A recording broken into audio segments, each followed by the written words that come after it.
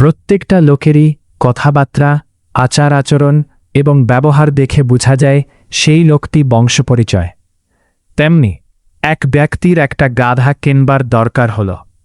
সে বাজারে গিয়ে ব্যাপারীর কাছে থেকে একটা গাধা নিয়ে যাচাই করে দেখবে বলে বাড়িতে নিয়ে এলো, এবং যে ঘরে যাবনা দেওয়া হয় সেখানে তার অন্যান্য গাধাদের সঙ্গে রাখল।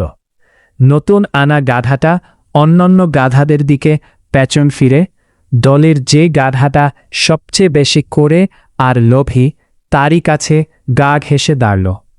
তারপর আর একটু নড়াচড়া করল না।